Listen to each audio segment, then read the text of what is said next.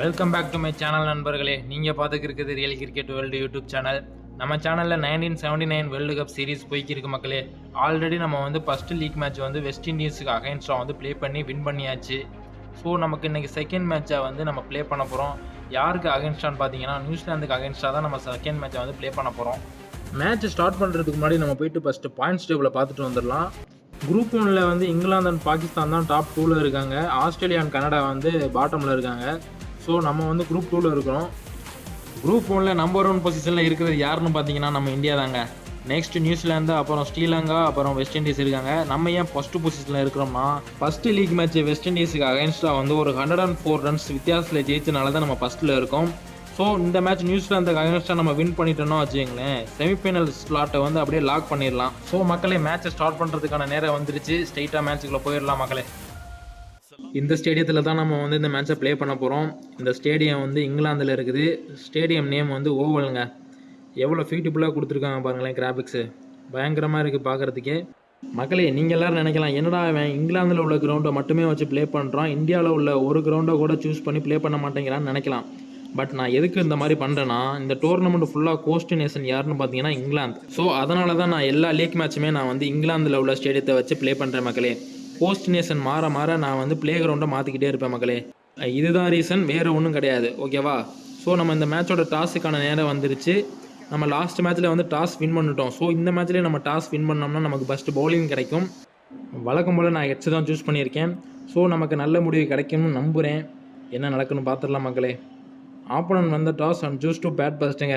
நமக்கு சாதகமாக தான் ஆப்போனன்ட் முடிவு எடுத்திருக்காங்க. ஏன்னா நான் ஃபஸ்ட்டு டாஸை வின் பண்ணியிருந்தாலும் நான் ஃபஸ்ட்டு பவுலிங் தான் சூஸ் பண்ணியிருப்பேன். இதுதான் நியூசிலாந்து டீமோட ஸ்குவாடு அண்ட் நம்ம இந்தியன் டீமோட ஸ்குவாடு. இது தாங்க பயங்கரமான லைனப்புங்க. கபில் தேவ் நம்ம டீமுக்குள்ளே வந்ததுலேருந்து நம்ம டீம் மிடில் ஆர்டர் வந்து ரொம்ப ரொம்ப ஸ்ட்ராங் ஆயிடுச்சுன்னு சொல்லலாம். நம்ம டீமில் வந்து வீக்காக இருக்க ஒரே ஒரு விஷயம் என்னென்னு பார்த்தீங்கன்னா பவுலிங் தாங்க. ஸோ அதை வந்து நம்ம ஆல்ரவுண்டரை வச்சு கொஞ்சம் மேட்ச் பண்ணிடலாம். ஸோ நம்ம ஸ்ட்ரெயிட்டாகவே மேட்சுக்குள்ளே போயிடலாம் மக்களே. நம்ம டீம் பிளேயர்ஸ் ஃபீல்டுக்குள்ளே இறங்கிட்டாங்க மக்களே. ஸோ இந்தியன் டீம் வந்து பவுலிங் பண்ண ஸ்டார்ட் பண்ணிட்டாங்க. அவங்க தரப்பில் இருந்து 2 ஓப்பனிங் உள்ளே வர்றாங்க. நம்ம டீமில் வந்து பிடி தாங்க ஓப்பனிங் பண்ணுறா. எப்போவுமே ஃபாஸ்ட் பவுலரை வச்சு ஸ்டார்ட் பண்ணுவோம். இப்போ ஸ்பின்னரை வச்சு ஸ்டார்ட் பண்ணியிருக்கோம் இன்றைக்கி. அவங்க டீமில் ஸ்ட்ரைக்கில் இருக்க போகிறது ரைட் அப்படின்னு தான் நினைக்கிறேன். அவர் தான். கேமில் உள்ள அனிமேஷன் எல்லாமே ரியலிஸ்டிக்காக இருக்குங்க. அதாவது ஒரு பேட்ஸ்மேன் நியூவாக ஸ்ட்ரைக்கு வராருன்னா அவர் என்னென்ன பண்ணுவாருங்கிறத முதற்கொண்டு பர்ஃபெக்டாக கொடுத்துருக்காங்கன்னே சொல்லலாம். ஸோ நம்ம பவுல் பண்ணுறதுக்கு நேரம் வந்துருச்சு. ஹேவிகோ மேட்சோட ஃபஸ்ட்டு பால் இங்கே போட போகிறாருங்க பிடி. ஃபஸ்ட்டு பாலே ஒரு அருமையான சிங்கிள் வந்திருக்கீங்க நியூசிலாந்து டீமுக்கு. 6வது ஓவரோட 5வது பந்துங்க. இங்கே இன்ஸ்விங்கர் போட்டார், கால் பக்கமாக தட்டி விட்டாருங்க. இங்கே பில்ட்ரி யாருன்னு பவுண்ட்ரி போயிடுச்சுங்க. இங்கே டீமோட ஃபஸ்ட்டு பவுண்ட்ரி இங்கே தாங்க வந்திருக்கு. அதனால தான் நான் வந்து லென்த்தாக போடாமல் டக்குன்னு வந்து 6வது ஓவருக்கு வந்தாச்சு. வேறு ஒன்றும் இல்லை. நெக்ஸ்ட் பவுலர் அமர்நாத் இன்புது ஸ்ட்ரைக்குங்க. நல்லா ஒரு யாக்கர் தான் போட்டிருக்காங்க. தேர்ட் மேன் திசையில் தட்டி விட்டாங்க ஒரு சிங்கிள். இங்கே நியூசிலாந்துக்கு இதோட 50 ரன்ஸ் வந்துருச்சுங்க. அதோட 50 ரன்ஸ் பார்ட்னர்ஷிப் வந்துருச்சு உங்கள் 2 பேருக்கு நடுவில். அமர்நாத் அவரோட 5வது பாலை போட வர்றாருங்க. மறுபடியும் ஒரு யாக்கர் தான் போடுறோம். அட்வான்ஸாக இறங்கி அடித்தது ஃபீல்டர் கைக்கே போயிருச்சுங்க. நம்ம டீமுக்காக ஃபஸ்ட்டு விக்கெட் எடுத்து கொடுத்துருக்காரு இங்கே அமர்நாத். செமையான ஒரு யாக்கரை போட்டு அழகாக பேட்ஸ்மேனுக்கு வந்து எங்கேயுமே ஆட முடியாத மாதிரி அந்த இடத்துல ஒரு ஃபீல்டரை செட் பண்ணி கரெக்டாக ஒரு விக்கெட் எடுத்தாச்சு. இங்கே நியூசிலாந்தோட ஓப்பனிங் பேட்ஸ்மேன் எல்கர் வந்து 20 பந்துக்கு 21 ரன் அடிச்சுட்டு கிளம்புறாருங்க. Next batsman ஹவுரத் வந்திருக்காருங்க. இவருமே ஒரு நல்ல பேட்ஸ்மேன். அவருக்கும் ஒரு யாக்கர் தான் ட்ரை பண்ணுறோம். வந்த உடனே கேப்பை பார்த்து அங்கே ஒரு பவுண்டரி அடிச்சுட்டாருங்க. யாக்கர் தான் இவருக்கு ட்ரை பண்ணோம், பட் அதை கரெக்டாக எக்ஸிக்யூட் பண்ணிட்டாரு. அமர்நாத் வர்சஸ் வெயிட்டுங்க. மறுபடியும் ஒரு இன்ஸ்விங்கர் யாக்கர் தான். சரியான ஒரு ஷாட்டுங்க. கவர் டிரைவில் பேட்டில் தன்னாக்கில் தெரிச்சிட்டு போயிடுச்சு. Left arm pacer Ghavri into the அட்டாக்குங்க. கால் பக்கத்தே தட்டி விட்டாருங்க. இங்கே ஃபீல்டர் யார் இல்லை, இது ஒரு பவுண்டரிங்க. யாக்கர் பால் போட்டுக்கிட்டே தான் இருக்கும், பட் அவங்க கரெக்டாக பிளேஸ்மெண்ட் பார்த்து அடிச்சுக்கிட்டே தான் இருக்காங்க. அகைன் மறுபடியும் ஒரு பிளேஸ்மெண்ட்டுங்க. மறுபடியும் ஒரு பவுண்ட்ரி. இனிமேல் யாக்கர் பாலே போடக்கூடாது. 10 ஓவர் முடிவில் 81 ரன் அடித்து ஒரு விக்கெட்டில் இருக்காங்க நியூசிலாந்து. இங்கே ஒரு சூப்பர் சேவுங்க. சரியான ஒரு ஃபீல்டிங்கு அமர்நாத்துக்கிட்டே இருந்து. 12th ஓவரை போட இங்கே நம்ம கௌரி வந்திருக்காருங்க. சரியான ஒரு போத்தம் ஷாட்டுங்க. என்ன மாதிரியான ஒரு ஷாட் அடித்து அதை பவுண்ட்ரியாக மாற்றிருக்காங்க. இந்த மாதிரி நேரத்தில் நமக்கு வந்து ஒரு விக்கெட் தேவைப்படுதுங்க கண்டிப்பாக. பட் பேட்ஸ்மேன் வந்து அதுக்கு ஏற்ற மாதிரி விளாட மாட்டேங்கிறாங்க. கரெக்டாக இங்கே ஒரு 2 சிங்கிள் எடுத்து நியூசிலாந்து வந்து 100 ரன்ஸை தாண்டறதுக்கு ஹெல்ப் பண்ணிட்டாங்க. அதோட விரிச்சு வந்து அவரோட 50யை கம்ப்ளீட் பண்ணுறாருங்க. நியூசிலாந்து டீமுக்கு ஒரு சிம்ம சொப்பனமாக ஆடிக்கிருக்காருங்க விரிச்சு. அழகாக பவுண்டரிஸை மட்டுமே அடிச்சுக்கிட்டு சிங்கிள்ஸை மட்டும் ரொட்டேட் பண்ணிக்கிட்டு இருக்காரு. இங்கே 37 பந்துக்கு 51 ரன் அடிச்சிருக்காரு. அதோட உங்கள் 2 பேருக்கு இடையில பார்ட்னர்ஷிப் வேறு 50 ரன்ஸ் வந்துருச்சு. என்னங்க ஒரே பந்தில் எல்லாமே நடக்குது. Amarnath into the ஸ்ட்ரைக்குங்க. அவுரத் இருக்கார் ஸ்ட்ரைக்கில். ஆஃப் சைடில் போட்ட பந்தை வந்து இறங்கி வந்து லெக் சைடு ஒரு பவுண்டரி அடிக்கிறாங்க. என்ன மாதிரியான ஒரு ஷாட்டுங்க இது. அவுரத்துக்கு இன்னும் ஒரு ரன்னு தேவைங்க 50யை கம்ப்ளீட் பண்ணுறதுக்கு. இந்த பந்திலே வந்துருச்சு. ஸோ அவங்க டீமுக்காக பர்ஃபெக்டாக ஒரு இன்னிங்ஸ் விளாண்டுருக்காரு ஹவுரத்து. 34 பந்துக்கு 50 ரன் அடிச்சிருக்காருங்க ஹவுரத்து. 4 மட்டுமே 7 அடிச்சிருக்காரு. நியூசிலாந்து டீம்கிட்டேருந்து ரொம்ப நேரம் ஆச்சுங்க பவுண்டரி வந்து. பவுண்டரிக்கான தேடலில் போய் இங்கே ஒரு விக்கெட்டை விட்டுருக்காருங்க நியூசிலாந்து. ஹவுரத்து அவரோட விக்கெட்டை விட்டுட்டு கிளம்புறாருங்க. ஸோ ரொம்ப நேரமாக நமக்கு விக்கெட்டும் கிடைக்கல, அவங்களும் பவுண்டரிஸ் ரொம்ப நேரமாக அடிக்கலை. ஸோ அதுக்காக ஒரு தேடலில் போயிட்டு ஒரு விக்கெட்டை விட்டுருக்காங்க. ஸோ எனிவே நம்ம டீமுக்கு ஒரு விக்கெட் வந்தால் போதும். ஹவுரத் வந்து 39 பந்துக்கு 55 ரன் அடிச்சுட்டு கிளம்புறாருங்க. நல்ல ஒரு இன்னிங்ஸ் ஆடிட்டே போய்க்கிருக்காரு. மக்களே, அந்த கீப்பரோட வாய்ஸ் ஒரு பெரிய லெஜெண்டோட வாய்ஸ் தான் அந்த கேமில் கொடுத்துருக்காங்க. அது எந்த பிளேயருங்கிறத மட்டும் கமெண்ட் பண்ணுங்கள். இங்கே ஒரு பர்ஃபெக்டான ஒரு பவுண்டரிங்க. இங்கே 28th ஓவரோட லாஸ்ட் பால் போடுறாருங்க வெங்கட்ராகவன். காற்றுல போயிருக்கு, ஃபீல்டர் கைக்கு போயிருச்சுங்க. ரொம்ப நேரமாக செட்டில் ஆகி விளாண்டுக்கு இருந்த ரைட் விக்கெட்டை வெங்கட்ராகவன் அசால்ட்டாக ஃபீல்டரை வச்சு தூக்கிட்டாருங்க. செஞ்சுரியை மிஸ் பண்ணிட்டு கிளம்புறாருங்க ரைட்டு. 86 பந்துக்கு 90 ரன் அடிச்சுட்டு நடைய கட்டுறாரு. இங்கே 29th ஓவரையும் நம்ம அகைன்ஸ்ட் பின்னிட்டு தாங்க கொடுத்துருக்கோம். மறுபடியும் பந்து காற்றுல சரியான ஒரு கேட்சுங்க. பேக் டு பேக் விக்கெட்டை வந்திருக்கு இங்கே டீம் இந்தியாவுக்காக. ஸோ பிடி வந்து அவரோட 29வது ஓவரில் ஃபஸ்ட்டு பாலே விக்கெட் எடுத்திருக்காரு. இது முழுக்க அந்த ஃபீல்டோட விக்கெட் தாங்க. என்ன மாதிரியான ஒரு எஃபெக்டை போட்டு ஒரு கேட்சை பிடிச்சிருக்காரு. இங்கே வந்து ஜேக் கவுன் வந்து 20 ரன்னுக்கு கிளம்புறாருங்க. இங்கே நெக்ஸ்ட் நியூ பேட்ஸ்மேன் பர்கேஸ் வர்றாருங்க. ஓ வாட்ட ஷாட்டுங்க இது. சரியான ஷாட் இது, பவுண்டரிங்க. 259ங்கிறது வந்து இந்த சுச்சுவேஷனில் கொஞ்சம் அதிக ஸ்கோர் தாங்க. ஏன்னா இன்னும் நமக்கு 12 ஓவர்ஸ் வெளியில் இருக்குது. ஸோ நம்ம ரன்ஸை வந்து கட்டுப்படுத்த பார்க்கணும். இங்கே நம்ம என்ன சொல்லிக்கிருக்கோம், பட் நம்ம ஃபீல்டரை பற்றியலாம். நியூசிலாந்து டீமில் வர்றவங்க எல்லாரும் 50 அடிக்காமல் போக மாட்டாங்க போல இருக்கு. ஸோ இந்த சிங்கிள் மூலமாக டர்னர் வந்து அவரோட 50யை கம்ப்ளீட் பண்ணுறாருங்க. இப்படி வர்ற எல்லா பிளேயருமே 50 அடித்தா நமக்கு கண்டிப்பாக 350க்கு மேலே போயிருங்க டார்கெட்டு. நமக்கு ஒரு 330 இல்லாட்டி 320 போதும்னு நினைக்கிறேன். அதுக்குள்ளே நம்ம டிஃபைன் பண்ணி பார்க்கணும். கபில் தேவ் 5வது ஓவர் போட்டுக்கிருக்காரு. பட் இன்னும் அவருக்கு விக்கெட் எதுவும் கிடைக்கல. இங்கே சரியான ஒரு கவர் டிரைவில் ஒரு பவுண்டரி வந்திருக்குங்க. ஸோ இதோட பர்கரோட 50 வரப்போகுதுங்க. இந்த பாலில் ஒரு சிங்கிள் எடுத்துட்டாருன்னா அவர் 50யை கம்ப்ளீட் பண்ணிடுவார். ஸோ அகைன் மறுபடியும் ஒரு நியூசிலாந்து பேட்டர் வந்து இன்றைக்கி ஒரு 50யை கம்ப்ளீட் பண்ணியிருக்காரு. இதோட வந்து 4 பேட்ஸ்மேன் வந்து இன்றைக்கி 50யை கம்ப்ளீட் பண்ணியிருக்காங்க. நம்ம சொன்ன ரன் ரேட்டில் தாங்க போய்க்கிருக்காங்க நியூசிலாந்து. இன்னும் லாஸ்ட் 3 ஓவர்ஸ் தான் இருக்குது. விட்டாருங்க ராக்கெட்டு. பர்கரை தூக்கி ஸ்ட்ரைட்டாக கிரவுண்டுக்குள்ளே போகுது. ஸோ ரொம்ப நேரம் கழிச்சு ஒரு 6 வந்திருக்குங்க. இங்கே 6 தொடர்ந்து ஒரு டாட் பால் போட்டிருக்கோம். இந்த பாலை என்ன பண்ண போகிறாருன்னு தெரில. பர்கரு கேட்சாக மாறுமா இல்லைங்க, ஃபீல்டர் தலைக்கு மேலே போயிடுச்சு. இது ஒரு பவுண்டரிங்க. நியூசிலாந்து பேட்டர்ஸ் எப்போ ஆக்சிலேஷன் கொடுக்கணுமோ அப்போ கரெக்டாக கொடுத்துருக்காங்க. இங்கே அகைன் ஒரு பவுண்டரிங்க கவர்ஸ் திசையில். அமர்நாத்தோட ஓவர் ரொம்ப எக்ஸ்பென்சிவாக மாறிக்கிருக்கு. ஆல்ரெடி 15 ரன் கன்சியூம் பண்ணியாச்சு. ஸோ லாஸ்ட் பால் போடுறாரு அமர்நாத். தூக்கி விட்டாருங்க டர்னரு. கிரவுண்டுக்குள்ளே போகுது. அகைன் ஒரு ராக்கெட்டு. ஸோ இந்த ஓவரில் டோட்டலாக 21 ரன் போயிருக்குங்க. ஒரு பிக் ரன் ஓவருக்கு அப்புறம் கபில் தேவ்கிட்டேருந்து ஒரு டீசெண்டான ஓவருங்க. நல்லா போய்க்கிருந்துச்சு. பட் இங்கே கீப்பர் திசையில் ஒரு பவுண்டரிங்க. ஸோ இதோட கபில் தேவோட ஸ்பெல் முடிய போகுதுங்க. இன்றைக்கி விக்கெட்டில் சதம் போகிறார் கபில் தேவ். லாஸ்ட் பால் என்ன ஆகுன்னு தெரில. 6ங்க. ஹெலிகாப்டர் ஷாட் மூலமாக 6 அடிச்சிருக்காங்க. இங்கே இன்றைக்கி ஒரு குறிக்கோளோட தான் வந்திருக்காங்க நியூசிலாந்து பேட்டர். லாஸ்ட் 3 ஓவர்ஸில் ரன்ஸ் மட்டுமே போய்கிட்டே இருக்கு கண்டினியூஸாக. அது மட்டும் இல்லாமல் இங்கே 183 ரன் பார்ட்னர்ஷிப் வந்திருக்குங்க 126 பந்துக்கு. இங்கே லாஸ்ட் ஓவரை போட வந்திருக்கிறது நம்மளோட ரன் மிஷினான அமர்நாத் தான். ஸோ எனக்கு வேறு வழி இல்லை, அவர் மட்டும்தான் இருக்கார். ஸோ இங்கே ஒரு பவுண்டரிங்க. வந்த உடனே அவரோட வேலையை காமிச்சிட்டாரு. ஸோ 2வது பால் என்ன ஆக போகுன்னு தெரில. 6ங்க. அமர்நாத்துக்கு இன்றைக்கி பேட் டேங்க. ஃபஸ்ட்டு 2 பால்ஸ்லேயே இங்கே 10 ரன்ஸை வந்து கன்சியூம் பண்ணியாச்சு. ஸோ நமக்கு ஏற்ற மாதிரி ரன் வராதுன்னு நினைக்கிறேன். நம்ம நினச்சதை விட கூட தாங்க போகுது.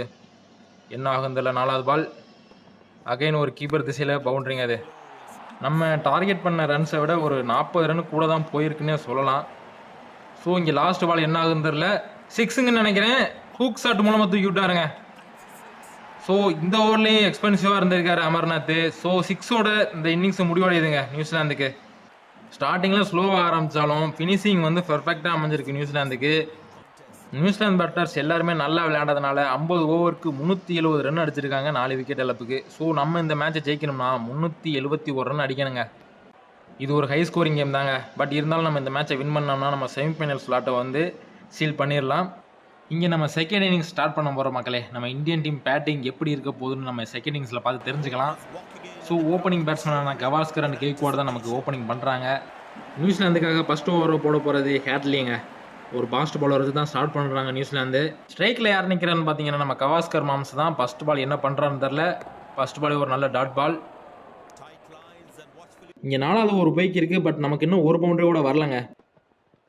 அதை பற்றி உங்களுக்கு கவலை வேண்டாம், நான் இருக்கேன்னு சொல்லி இங்கே கெய்க்வாட் ஒரு பவுண்டரி அடிச்சிருக்காரு.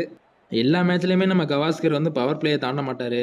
ஸோ நீ கொஞ்சம் பொறுமையாக ஆடலான்ட்டு அவரை வச்சுருக்கேன். ஸோ இங்கே பேக் ஃபுட் பஞ்சு மூலமாக ஒரு பவுண்டரிங்க. கவாஸ்கர் ரொம்ப நேரமாக தட்டி தட்டி அடிக்கிருக்காருங்க. பட் இருந்தாலும் பரவாயில்ல, நமக்கு அவர் ஸ்ட்ரைக்கில் இருக்கிறது ரொம்ப நல்லது தான். இங்கே நான் சொன்னது கேட்டுச்சானு தெரியல, கிரவுண்டுக்குள்ள ஒரு ராக்கெட்டை விட்டாருங்க கவாஸ்கர். இந்த மாதிரி இன்னும் நிறைய ரன் தேவைங்க கவாஸ்கர் பேட்டில் இருந்து. நம்ம டீமில் அதிக டைமிங் உள்ள பிளேயர் 2 பேர் தான். ஒருத்தர் வந்து கவாஸ்கர், இன்னொருத்தர் வந்து கபில் தேவ். இவங்க 2 பேர் பேட்லேருந்து நமக்கு ரன்ஸ் இந்த மாதிரி வந்துக்கிட்டே இருக்கானுங்க. ஸோ இங்கே அகைன் ஒரு பவுண்டரி அடிச்சிருக்காரு கவாஸ்கர். இது வரைக்கும் எந்த ஸ்ட்ரகிள் இல்லாமல் போய்க்கிருக்கு மேட்ச்சு. இன்னும் 4 ரன் அடித்தா நம்ம வந்து 50 ரன்ஸ் கம்ப்ளீட் பண்ணிடலாம். ஸோ கெய்க்வாட் தான் சைக்கிளில் இருக்காரு. தூக்கி விட்டாருங்க, கைக்கு போயிருச்சுங்க. ஸோ இந்தியா டீமோட ஃபஸ்ட்டு விக்கெட் விழுந்துருச்சு. இதுதான் மேட்ச் மாறின தருணமான்னு தெரில. ஏன்னா ரொம்ப பெரிய விக்கெட்டுங்க இது. லாஸ்ட் மேட்ச்சில் கெய்க்வாட் தான் சிங்கிள் ஹேண்டடாக வெஸ்ட் இண்டீஸ் கூட மேட்சை வின் பண்ணி கொடுத்தாரு. பட் இங்கே அவர் வந்து 21 பந்துக்கு 19 ரன் அடிச்சுட்டு கிளம்பிக்கிருக்காருங்க. நெக்ஸ்ட் பேட்ஸ்மேன் வெங்சர்கர் வந்திருக்காருங்க ஸ்ட்ரைக்குக்கு. ஆஃப் சைடில் சர்க்கிளுக்கு வெளியே ஃபீல்டு யாரும் இல்லைங்க. ஸோ அட்வான்ஸாக இறங்கி ஒரு ஷாட் அடித்து பார்ப்போம். ஆஹா, டைமிங் சரியாக இல்லை. கேட்சுங்க. இந்தியா வந்து செகண்ட் விக்கெட்டை வந்து இங்கே விடுறாங்க. யாருன்னு பார்த்தீங்கன்னா இப்போ நியூ பேட்ஸ்மேன் வந்த வெங்சர்கர் தான் நடைய கட்டுறாரு. 11 பந்துக்கு 5 ரன் தாங்க அடிச்சிருக்காரு. பவுண்டரிக்கான தேடலில் விழுந்தது ஒரு விக்கெட். 10 ஓவருக்கு 56 ரன் அடிச்சு அதுக்காண்டி 2 விக்கெட்டை விட்டுருக்கோம். கவாஸ்கர் மட்டும் ஸ்ட்ரைக்கில் நல்லா விளாண்டுக்கிருக்காரு. மறுபடியும் ஒரு பேக் ஃபுட் பஞ்சில் ஒரு பவுண்டரிங்க. மக்களே, எல்லா மேட்ச்லேயுமே கவாஸ்கர் வந்து பவர் பிளேலே அவுட் ஆகிட்டு கிளம்பிடுவாப்புல. பட் இன்றைக்கி வந்து ஸ்டேபிளாக நின்று 10வது ஓவர் வரைக்கும் நின்று ஆடிக்கிருக்காரு. அகைன் ஒரு பேக் ஃபுட் பஞ்சு தாங்க. மறுபடியும் ரோப்பை தாண்டது பந்து ஆக்ஷன் ரிப்ளே மாதிரி இருந்துச்சுங்க அந்த ஷாட்டு. இங்கே பவுலர் வந்து அவரோட சைடை சேஞ்ச் பண்ணியிருக்காருங்க. தொடர்ந்து 2 பேக் டு பேக் பவுண்டரி வந்தனால சைடை சேஞ்ச் பண்ணியிருக்காரு. பட் நீங்கள் சைடை சேஞ்ச் பண்ணாலும் என்னோட ரிசல்ட் மாறாதுங்கிற மாதிரி கவாஸ்கரோட பேட்லேருந்து பவுண்டரிஸாக வந்துக்கிருக்கு. ஜஸ்ட்டு 1 ரன் ஃபார் கவாஸ்கர் 50ங்க. அது இந்த பாலில் வருமானு பார்ப்போம். வந்துருச்சுங்க. ஸோ இதோட கவாஸ்கர் வந்து அவரோட 50யை கம்ப்ளீட் பண்ணுறாருங்க. 42 பந்துக்கு 50 ரன் அடிச்சிருக்காரு. ஸோ நல்ல ஒரு இன்னிங்ஸாக தான் விளாண்டுருக்காருன்னு சொல்லலாம். டீம் இந்தியாவுக்கு தேவையான நேரத்தில் இன்றைக்கி ஒரு 50யை போட்டிருக்காருங்க கவாஸ்கர். டீம் இந்தியாவுக்கு ஏர்லியாகவே 2 விக்கெட் விழுந்தாலும் இங்கே கவாஸ்கர் வந்து அற்புதமாக விளாண்டுக்கிருக்காரு. இங்கே அட்வான்ஸாக இறங்கி கவர்ஸ் திசையில் ஒரு பவுண்டரிங்க. கவாஸ்கர் இன்றைக்கி நிறுத்துகிற மாதிரி தெரியலை. ஸ்ட்ரைக்கில் நம்ம வெங்கட்ராகவன் தான் நிற்கிறாப்புல. என்ன பண்ணுறாருன்னு பார்ப்போம். ஒரு இன்ஸ்விங்கிங் டெலிவரி தான் வருது. கவர் திசையில் தூக்கி விட்டாருங்க. வெங்கட்ராகவன் அவர் பங்குக்கு அடிக்கிறாரு. நியூசிலாந்துக்கு என்ன பண்ணுறேன்னே தெரியலைங்க. அவங்களும் எல்லா முயற்சியும் எடுத்து பார்த்துட்டாங்க. பட் எதுவுமே ஒர்க் ஆக மாட்டேங்குது. இங்கே அகைன் ஒரு பவுண்டரிங்க. ரோப்பை தாண்டுது பந்து. நம்ம கவாஸ்கர் மாம்ஸ் 96ல் இருக்காருங்க. இன்னும் 4 ரன் வந்துச்சுன்னா அவரோட செஞ்சுரியை கம்ப்ளீட் பண்ணிடுவார். லெக் சைடில் ஃபைனாக தட்டி விட்டுருக்காரு. பவுண்டரி போயிருச்சுங்க. ஸோ கவாஸ்கர் மாம்ஸ் 1979 வேர்ல்டு கப்பில் ஃபஸ்ட்டு செஞ்சுரியை பதிவு பண்ணுறாருங்க. இங்கே தேவையான நேரத்தில் நல்ல ஒரு இன்னிங்ஸை போட்டிருக்காருங்க கவாஸ்கர் மாம்ஸு. அவர் இன்னும் ஸ்ட்ரைக்கில் இருக்க நம்ம டீமுக்கு தாங்க அட்வான்டேஜ். இங்கே ஸ்ட்ரைக்கில் இருக்கிறது வெங்கட்ராகவனுங்க. அவருமே நல்லா அசிஸ்ட் பண்ணி தான் ப்ளே பண்ணிக்கிருக்காரு கவாஸ்கருக்கு. இங்கே அகைன் ஒரு ஆஃப் சைடில் ஒரு பவுண்டரிங்க. சரியான ஷாட்டு மூலமாக வந்திருக்கு. 2 பேருக்கு நடுவில் ஒரு பெரிய பார்ட்னர்ஷிப் இங்கே போய்க்கிருக்கு. அகைன் இங்கே ஒரு பேக் ஃபுட் பஞ்சில் ஒரு பவுண்டரிங்க. சரியான ஷாட்டு மூலமாக வந்திருக்கு.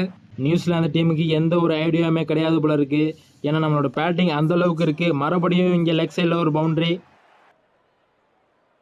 இந்த பாலில் ஒரு சிங்கிள் அடித்தோம்னா வெங்கட்ராகவன் அவர் 50யை கம்ப்ளீட் பண்ணிடுவார். இந்த பால்லே வந்துருச்சு. ஸோ நல்ல ஒரு இன்னிங்ஸ் தான் ப்ளே பண்ணியிருக்காரு வெங்கட்ராகவனும். அருமையான ஒரு இன்னிங்ஸு அசிஸ்ட் பண்ணி விளாண்டுருக்காரு கவாஸ்கரோட இன்னிங்ஸுக்கு. இந்த பால் போட்டாலே எனக்கு அந்த ஷாட்டை ஆடுன்னு மைண்டு சொல்லுது. ஆடி பார்ப்போம். ஆகா, சொன்ன மாதிரியே கைக்கு தாங்க போகுது. அவுட் ஆகிட்டார் இங்கே வெங்கட்ராகவன். ஸோ ரொம்ப நேரமாக டீம் இந்தியா விக்கெட்டே இல்லாமல் விளாண்டுக்கு இருந்தாங்க. அதை இப்போ உடச்சிட்டாங்க நியூசிலாந்து. நல்ல ஒரு இன்னிங்ஸ் விளாண்டு தாங்க போகிறாரு வெங்கட்ராகவன். விஸ்வநாதா, ஆகா, இப்போ இவ்வளோ நேரம் தப்பாக சொல்லிக்கிருந்தேனா? அடப்போங்க, நான் இவ்வளோ நேரம் வெங்கட்ராகவன் நினச்சி சொல்லிக்கிருந்தேங்க. பார்த்தா Viswanath. So anyway new batsman படையில் வந்திருக்காருங்க. கவாஸ்கர் மாம்ஸ் இன்னைக்கு வேறு மாதிரி விளாண்டுக்கிருக்காருங்க. என்ன ஷாட்டுன்னே தெரில. பட் பவுண்டரி வந்துருச்சுங்க. நமக்கு இன்னும் 79 பந்துக்கு 125 ரன் தேவைங்க. ஸோ இங்கே 37வது ஓவரோட லாஸ்ட் பாலை போட வந்திருக்காரு. கவாஸ்கர் சுழட்டி விட்டாருங்க பேக் சைடில். சிக்ஸ்ன்னு நினைக்கிறேன். இதோட கவாஸ்கரோட 150 ரன்ஸ் வந்துருச்சுங்க. என்ன ஆச்சுன்னே தெரியல. கவாஸ்கருக்கு இன்னைக்கு ஒரு ரேஞ்சில் தாங்க இருக்காரு. எந்த பந்து போட்டாலும் இன்னைக்கு நான் அடிப்பேன் அப்படிங்கிற மாதிரி ஆடிக்கிருக்காரு. இங்கே பார்த்தீங்கன்னா 119 பந்துக்கு 150 ரன் அடிச்சிருக்காருங்க. இங்கே 39வது ஓவரை போட வந்திருக்காது ட்ரூஃப். அதுக்கு அகைன்ஸ்ட் அடிக்கிறது பி படேல். ஸ்ட்ரெயிட்டில் அடிச்சிருக்காருங்க. கண்டிப்பாக அது பவுண்டரி தான். சரியான ஒரு ஸ்ட்ரெயிட் ட்ரைவுங்க அது. செகண்ட் பாலை போட வந்திருக்காருங்க இங்கே ட்ரூஃப். படேல் தான் மறுபடியும் ஸ்ட்ரைக்கில் இருக்காரு. தூக்கி அடிச்சிருக்காரு. கைக்கு போயிருச்சுன்னு நினைக்கிறேன். அவுட்டுங்க. இங்கே பி படேல் வந்து அவரோட விக்கெட்டை விட்டுட்டு கிளம்புறாரு. ஸோ இங்கே நல்லாவே ஒரு ரிவெஞ்ச் எடுத்துருக்காருங்க ட்ரூஃப். ஃபஸ்ட்டு பால் பவுண்டரி அடித்தார். ரெண்டாவது பால் கையிலேயே தூக்கி கொடுத்துட்டு கிளம்புறாருங்க பி படேல். ஸோ இனி வெயிட் பண்ணி பிரோஜனம் இல்லை. ஸோ அதனால தான் நம்ம தலைவனை உள்ளே இறக்கிட்டேன். கபில் தேவ் கிரவுண்டுக்குள்ளே இறங்கிட்டாருங்க. இங்கே 40வது ஓவரை போட வந்திருக்காது கான்லி. அதுக்கு அகைன்ஸ்டாக நிற்கிறது நம்ம கபில் தேவுங்க. காற்று வெளியீடு ஃப்ரம் கபில் தேவுங்க. நல்லா சுற்றுறாரு. ஸ்ட்ரைக்கில் இருக்கிறது கவாஸ்கர் மாமஸ். என்ன பண்ண போகிறாருன்னு தெரியல. 40வது ஓவரோட 4வது பால் தூக்கி விட்டாருங்க கிரவுண்டுக்குள்ளே. சரியான ஒரு பேக் ஃபுட்டில் போய் ஒரு 6 அடிச்சிருக்காருங்க. சரியான ஷாட்டுங்க அது. மிகப்பெரிய 6. நம்ம கபில் தேவ் அண்ணனுக்கு இன்னைக்கு பேட்டில் பந்து படவே மாட்டேங்குதுங்க. என்ன பண்ணுறதுன்னு தெரியல. ஃபைனலாக இங்கே ஒரு பந்து பட்டுச்சுங்க. கேப்லேயும் போயிருக்கு. பவுண்டரிங்க. இங்கே இப்போ தான் சொல்லிக்கிருந்தோம் கபில் தேவுக்கு பேட்டில் பந்து பட மாட்டேங்குதுன்னு. இப்போ தான் ஒரு வழியாக ஒரு பந்து பட்டிருக்கு. அகைன் ஒரு அப்பர் கட்டில் ஒரு பவுண்டரி நினைக்கிறேன். எஸ், பவுண்டரி தாங்க போயிருக்கு. நம்ம கபில் தேவ் அண்ணனுக்கு பேட்டில் பந்து பட்டுருச்சுன்னா சிங்கிள் ஹேண்டடாகவே மேட்சை முடிச்சிருவார். அகைன் ஒரு அட்வான்ஸாக இறங்கி வந்து கவர் திசையில் ஒரு பவுண்டரிங்க. இன்றைக்கி இந்தியாவோட பேட்டிங் பயங்கரமாக இருந்திருக்கு. நியூசிலாந்து பவுலர்ஸால் ஒன்றுமே பண்ண முடியல. கவாஸ்கர் ஒரு பக்கெட்டு புழக்கிறாரு. இங்கிட்டு கபில் தேவ் ஒரு பக்கெட்டு புழக்கிறாரு. சொல்லிக்கி இருக்கும்போது இங்கே மறுபடியும் கவர் திசையில் ஒரு பவுண்டரிங்க. ரோப்பா தாண்டுது பந்து. நம்ம கவாஸ்கர் ஐயாவுக்கு ஸ்ட்ரைக்கே கொடுக்காம இங்கே ப்ளே பண்ணிக்கிருக்காருங்க கபில் தேவ். அகைன் விட்டாருங்க ஒரு ராக்கெட்டு. சரியான 6ன்னு நினைக்கிறேன். சவுண்ட் அந்த மாதிரி இருந்துச்சு. இது ஒரு எக்ஸ்பென்சிவ் ஓவராக மாதிரி இருக்குங்க. ஆல்ரெடி ஒரு பவுண்டரி ஒரு 6 வந்துருச்சு இந்த ஓவரில். அகைன் விட்டாருங்க. இதுக்கும் 6ன்னு நினைக்கிறேன். ஸோ இந்த ஓவரில் இதோட 2வது 6. இங்கே பாருங்கள் நம்ம கபில் மாம்ஸ் எப்படி ஸ்லெட்ச் பண்ணுறாருன்னு நியூசிலாந்து பவுலர்ஸை. பார்க்கவே பயங்கரமாக இருக்குங்க. கபில் தேவ் பேட்டிங் இறங்கினதுலேருந்து நம்ம கவாஸ்கருக்கு ஸ்ட்ரைக்கே கிடைக்கலங்க. இங்கே மறுபடியும் லெக்ஸ் திசையில் ஒரு பவுண்டரிங்க. நம்ம கவாஸ்கர் மாம்ஸ் இன்னும் 15 ரன் அடித்தா 200 கம்ப்ளீட் பண்ணிடுவார். ஸோ ரொம்ப நேரம் கழிச்சு ஸ்ட்ரைக்கில் வந்திருக்காரு. மேலே தூக்கி அடிச்சிருக்காரு. நல்ல வேலை என் ஃபீல்டர் யாரும் இல்லைங்க. ஸோ இங்கே ஒரு 2 கிடைக்கும். 192 ரன்னில் இருக்காருங்க கவாஸ்கர். இன்னும் 8 ரன் அடித்தா 200 கம்ப்ளீட் பண்ணிடலாம். போன வாட்டி தான் மிஸ் ஆகும். இந்த வாட்டி மிஸ்ஸே ஆகாதுன்னு கிரவுண்டுக்குள்ளே தூக்கி கடாசிருக்காருங்க நம்ம கவாஸ்கர் ஒரு 6. ஜஸ்ட் 2 ரன்ஸ் தாங்க கவாஸ்கர் வந்து அவரோட 200 கம்ப்ளீட் பண்ணுறதுக்கு. இந்த பாலில் வருமானு பார்ப்போம். வந்துருச்சு. 2 ஓடினா 200 கம்ப்ளீட் ஆயிரும். ஓடலைங்க. 2 ஓடல. ஒன்றே போதும். ஏன்னா ஃபீல்டர் பக்கத்தில் தான் இருக்காரு. எடுத்து ரன் அவுட் ஆகி விட்டுருவாரு. இங்கே இன்னும் ஒரு ரன் எடுத்தால் கவாஸ்கர் வந்து அவரோட டபுள் செஞ்சுரியை வந்து கம்ப்ளீட் பண்ணிடுவாருங்க. ஸோ அது இந்த பந்திலே வந்துருச்சு. ஸோ இதோட கவாஸ்கர் வந்து அவரோட டபுள் செஞ்சுரியை கம்ப்ளீட் பண்ணிட்டாருன்னே சொல்லலாம். 142 பந்துக்கு 200 ரன் அடிச்சிருக்காருங்க. ஆரம்பத்தில் அவரோட பேட்லேருந்து ரன்கள் வரனாலும் கரெக்டான நேரத்தில் கரெக்டான மேட்ச்சில் வந்திருக்குங்க. அதில் வந்து 22 4 அடிச்சிருக்காரு. அப்புறம் 7 6 அடிச்சிருக்காரு. சரியான ஒரு இன்னிங்ஸ் விளாண்டுக்கு இருக்காருன்னே சொல்லலாம் இந்தியன் டீமுக்காக. ஆரம்பத்தில் ரொம்ப டஃப்பாக போகணும்னு நினச்சேன் இந்த மேட்ச்சு. பட் கவாஸ்கரோட இன்னிங்ஸ்னால இந்த மேட்ச் கொஞ்சம் ஈஸியாகவே போய்க்குன்னே சொல்லலாம். இங்கே ஒரு சூப்பர் சேவுங்க. நல்ல ஒரு சேவுன்னே சொல்லலாம். நமக்கு இன்னும் 23 பந்துக்கு 21 ரன் தாங்க தேவை. ஆனால் நம்மக்கிட்ட ஓவர்ஸ் நிறையா இருக்குது. விக்கெட்டுமே நம்மக்கிட்ட நிறையா இருக்குதுன்னே சொல்லலாம். ஏன்னா இன்னும் 6 விக்கெட் நம்ம கையில் இருக்குது. அகைன் ஒரு ராம் ஷாட்டில் அடிச்சிருக்காரு கவாஸ்கர். இது கண்டிப்பாக 6ங்க. சரியான ஒரு ஷாட் அடித்து ஒரு 6 அடிச்சிருக்காரு. நான் இதை எக்ஸ்பெக்டே பண்ணலைங்க கவாஸ்கர்ட்டேருந்து இவ்வளோ ரன் வரும்னு. அகைன் நீங்கள் லெக் சைடில் தாங்க அடிச்சிருக்கேன். இது கண்டிப்பாக ஒரு பவுண்ட்ரி போயிருன்னு நினைக்கிறேன். பவுண்ட்ரி தாங்க. ஸ்டார்டிங்கில் கபில் தேவ் வந்து கவாஸ்கருக்கு ஸ்ட்ரைக் கொடுக்காம இருந்தார். இப்போ கவாஸ்கர் அதே ரிப்பீட் பண்ணுறாரு கபில் தேவுக்கு. அகைன் நீங்கள் சரியான ஷாட்டுங்க. நான் கூட இந்த மேட்ச் லாஸ்ட் ஓவர் வரைக்கும் போகணும்னு நினச்சேன். பட் அப்படி நடக்காதுன்னு நினைக்கிறேன். இங்கே ஒரு காற்று வெளியீடை ஃப்ரம் கபில் தேவ். இந்த மேட்ச் இவ்வளோ ஏர்லியாக முடிகிறதுக்கு காரணம் கபில் தேவ் அண்ட் கவாஸ்கர் தாங்க. அவங்க 2 பேருக்கு இடையில் நல்ல ஒரு பார்ட்னர்ஷிப் கம்யூனிகேஷன் இருக்குது. இன்னும் நமக்கு ஜஸ்ட் 3 ரன்ஸ் ஃபார் நீடடுங்க. 3 ரன் அடித்தா நம்ம இந்த மேட்சை வின் பண்ணிடலாம். நம்ம கபில் தேவ் மூலமாக வின் பண்ணாமல் நம்ம கவாஸ்கர் பேட்லேருந்து வின்னிங் ரன்ஸ் வர்றதை எதிர்பார்ப்போம். ஏன்னா இன்னைக்கு மேட்ச் வின் பண்ணுறதுக்கு முழுக்க காரணமே நம்ம கவாஸ்கர் மாமா தான். என்ன மாதிரியான ஒரு இன்னிங்ஸ் விளாண்டுருக்காருங்க 1979 வேர்ல்டு கப்பில். இங்கே ஸ்ட்ரைக்கில் இருக்கிறது நம்ம சுனில் கவாஸ்கர் தாங்க. நம்ம டீமுக்காக ஒரு நல்ல இன்னிங்ஸ் விளாண்ட சுனில் கவாஸ்கர் பேட்லேருந்து வின்னிங் ரன்ஸ் வருமானு பார்த்தா இல்லைங்க. Straight to fielder. Just 1 run தாங்க. ஸோ இன்னும் நம்ம வின்னுக்கு வந்து 1 ரன் தாங்க தேவைப்படுது. கவாஸ்கர் பேட்லேருந்து வின்னிங் ரன் வரும் பார்த்தா இங்கே கபில் தேவ் ஸ்ட்ரைக்கில் இருக்காரு. குச்சி காலிங்க. இங்கே சரியான ஒரு பந்தை போட்டு கபில் தேவை தூக்கியிருக்காருங்க. நான் கூட வின்னிங் ஷாட் அடிப்பான்னு பார்த்தா இங்கே வந்து குச்சியை கழட்டிட்டாரு பவுலரு. ஸோ நியூசிலாந்துக்கு ரொம்ப நேரம் கழிச்சு ஒரு பிரேக் த்ரூ வந்திருக்கு. கபில் தேவ் வந்து ஒரு நல்ல இன்னிங்ஸ் விளாண்டு போய்க்கிருக்காரு. 29 பந்துக்கு 42 ரன்னு. ஸோ நெக்ஸ்ட் பேட்மேன் நமக்கு வந்து வெங்கட் ராகவன் வந்திருக்காருங்க. கபில் தேவ் பேட்லேருந்து வின்னிங் ரன்ஸ் வரும்னு பார்த்தா அவுட் ஆகிட்டு போகிறாப்லாங்க மனுஷன். ஸோ இங்கே வெங்கட் ராகவன் இருக்காரு. ஒரு கட்டையை போட்டு கவாஸ்கருக்கு ஸ்ட்ரைக் கொடுத்துருவோம். Just 1 run for needed. Gavaskar தான் ஸ்ட்ரைக்கில் இருக்காரு. என்ன பண்ணுவாருன்னு தெரில. இன்ஸ்விங்கர் டெலிவரி தான். ஆகா, இங்கே அவுட் ஆகிட்டாருங்க கவாஸ்கர். நம்ம டீமுக்கு ஆணிவேர் மாதிரி இருந்த ஒரு பிளேயரை தூக்கிட்டாங்க. 150 பந்துக்கு 219 ரன் அடிச்சுட்டு கிளம்புறாருங்க நம்ம கவாஸ்கர்.